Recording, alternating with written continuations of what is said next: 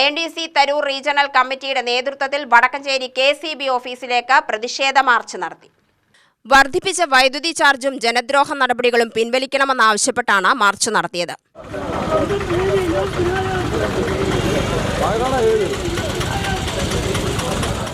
INDC ജില്ലാ president SK Ananthakrishnan ഉദ്ഘാടനം ചെയ്തു.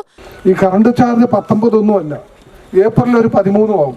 മൊത്തം യൂണിറ്റിന് 50 പൈസയുടെ താഴെ വരുന്നുണ്ട്. പക്ഷെ അത് ഏപ്രിൽ മാസം കഴിഞ്ഞാൽ അറിയാം ഇതിൻ്റെ ഇരുട്ടടി. അപ്പോൾ ഇത് വളരെ ലാഘവത്തോടു കൂടിയിട്ടും ഒരു ദീർഘവീക്ഷണത്തോടും CPM ഒരു ഫണ്ട് സ്വരൂപിക്കുന്നതിൻ്റെ ഒരു ഭാഗമായിട്ടാണ് ഇത്.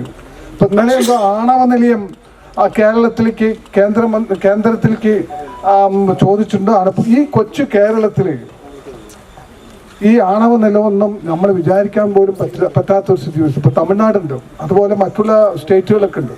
പക്ഷെ അവരെ സംബന്ധിച്ചിടത്തോളം ഭൂപ്രകൃതികളുണ്ട്, അതുപോലെ തന്നെ മറ്റേ സ്ഥലങ്ങൾ ഏറ്റെടുക്കാൻ ഒരു പ്രയാസമില്ല, അങ്ങനത്തെ ഏരിയയാണ്. പക്ഷെ കേരളത്തിനെ സംബന്ധിച്ചിടത്തോളം നമ്മൾക്കറിയാം ഒരു 5 സെന്റോ 2 സെന്റോ വീട് വെക്കാൻ പറ്റാത്ത സ്ഥിതിവിശേഷമാണ് ഇന്നിപ്പോൾ ഇവിടെ.